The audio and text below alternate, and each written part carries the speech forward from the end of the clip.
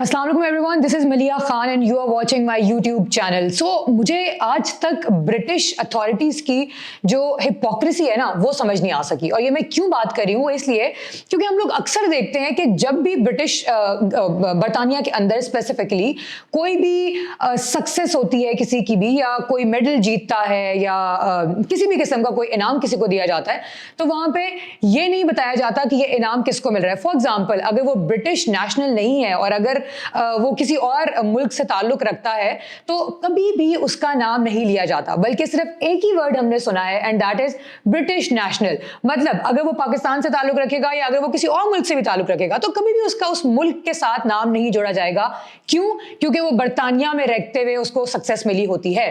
लेकिन अगर इसी के बरक्स हम लोग देखते हैं, क्राइम की बात करते हैं, और अगर हम लोग क्राइम में आ जाते हैं तो हम लोगों ने ये देखा है कि इनकी वोकैबुलरी चेंज हो जाती है। मतलब इन लोगों की वोकैबुलरी के अंदर, इनकी डिक्शनरी के अंदर वो वर्ड्स ही खत्म हो जाते हैं जो असल में होते हैं। फॉर एग्जांपल, अगर क्राइम रेट की बात की जाए ना तो फौरन इनको याद आ जाता है कि नहीं, ये तो पाकिस्तानी ब्रिटिश है या फिर ये अफ्रीकन ब्रिटिश है। मतलब अगर क्राइम कर रहा है कोई तो उसका मुल्क का नाम लगेगा साथ। और वो क्यों लगेगा? बेशक वो उसी मुल्क में रहता हो, बेशक वो उसी मुल्क में पैदा हुआ हो और उसने वहीं पढ़ा लिखा है, वहीं बड़ा हुआ है, वो वहीं नौकरी करता है, लेकिन उसके मुल्क का नाम उसके साथ इसलिए जोड़ दिया जाएगा क्योंकि उसके शायद बाप दादा या उसके जो फोर फादर्स थे वो शायद किसी और मुल्क से बिलोंग करते थे। तो इसको अगेन डबल स्टैंडर्ड्स, मैं हमेशा अपने ब्लॉग में बात करती हूं कि बरतानिया के, ब्रिटिश के जो डबल स्टैंडर्ड्स है ना वो हर जगह आपको नजर आएंगे। तो आज स्पेसिफिकली जो मैं ये बात कर रही हूं ना, ये मैं इसीलिए बात कर रही हूं क्योंकि यहां पे भी आपको डबल स्टैंडर्ड्स नजर आ रहे होंगे। हम लोग बात करते हैं क्राइम रेट की। क्राइम रेट अगर हम लोग देखें ना तो वहां पे मौजूद जो माइनॉरिटी है वो एक्चुअली उनका क्राइम रेट कम है, ठीक है। और जो अपने लोग हैं उनके, जो वाइट पीपल, जो वाइट लोग हैं, फॉर एग्जांपल जो अपने ब्रिटिश नेशनल हैं, उनका जो क्राइम रेट की परसेंटेज है वो बीट कोई नहीं कर सकता। फॉर एग्जांपल, अगर हम लोग बात करें ना, नॉर्मली जेनेरिक सी बात करें तो पर 1000, अगर एवरी 1000 में से लोग उठाए जाए ना तो हर 10वां बंदा जो है ना वो क्राइम करने वाला ब्रिटिश ही है एक्चुअली, ठीक है। वो वाइट है, वो वहीं की अपने नेशनल्स हैं, वो गोरे हैं वहां के, ठीक है। और अगर हम लोग एशियन लोगों की बात करें ना, जो माइनॉरिटीज हैं उनकी बात करें ना, तो वो 7 से 8 की वो निकलती है, एवरेज निकलती है। तो कौन हुआ ज्यादा? किसने किया ज्यादा क्राइम ज्यादा उन्होंने ही किया।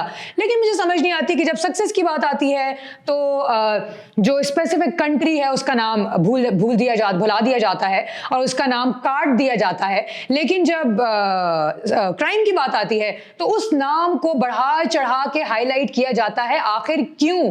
क्या ये लोग ये दिखाना चाहते हैं कि पाकिस्तान या फिर जो एशिया या फिर जो किसी और ममालिक के लोग जो वहां पे रहते हैं वो सिर्फ क्राइम में मुलव्वस होते हैं? ये उन ममालिक का नाम खराब करना चाहते हैं, इसलिए ये इन सब चीजों को हाईलाइट करते हैं। अगर हम लोग ये देखें कि आज अभी जो सिचुएशन चल रही है वहां पे पाकिस्तानी इतने सारे लोग पाकिस्तान से पॉलिटिशियंस गए हुए हैं जो कि वहां पे जाके इंतशार फैला रहे हैं, जो वहां पे जाके टेरर क्रिएट कर रहे हैं, जो वायलेंस क्रिएट कर रहे हैं, अपने सोशल मीडिया के थ्रू कर रहे हैं, अपनी वैसी जनरली भी अगर देखें तो प्रोटेस्ट के अंदर आके इस तरह की बातें कर रहे हैं। उनको तो कुछ नहीं कहा जाता, उनके साथ तो पाकिस्तानी नाम नहीं लगाया जाता, फिर उनको तो प्रोटेक्ट किया जाता है। इनफैक्ट आज उनको सजाएं भी सुना दी गई हैं, बट उसके बावजूद वहां पे, जैसे स्पेसिफिकली मैं बात करूं तो आदिल राजा टाइप जो लोग हैं ना सारे, इन लोगों को सजाएं भी सुना दी गई हैं। अब देखते हैं कि ये लोग क्या करेंगे, अब देखते हैं कि ब्रिटिश गवर्नमेंट क्या करेगी और ब्रिटिश अथॉरिटीज जो हैं, जो अथॉरिटी रखती हैं इनको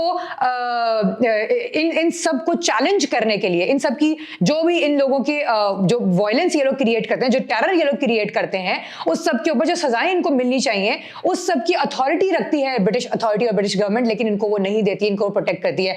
अब देखते हैं कि वो क्या करेंगे। अब असल में असलियत सामने आने वाली है इन लोगों की, जो कि यकीनन हम लोग देखेंगे और आप सब भी देखेंगे। लेकिन मुझे जरूर आप लोगों ने इस चीज को क्लैरिटी देनी है कि आखिर ये डबल स्टैंडर्ड्स कब तक चलते रहेंगे? उस वक्त तक जब तक हम लोग अपनी आवाज को बुलंद नहीं करेंगे, या फिर ये कि अगर हम लोग भी अपनी आवाज को बुलंद करेंगे तो भी ये दबा देंगे हमारी आवाज को। So that is not enough guys, that's not fair enough। So अब वक्त आ गया है कि हम लोग भी बोलेंगे और आप लोग सुनेंगे। जो बात ठीक नहीं होगी उसका जवाब आप लोगों को देना पड़ेगा।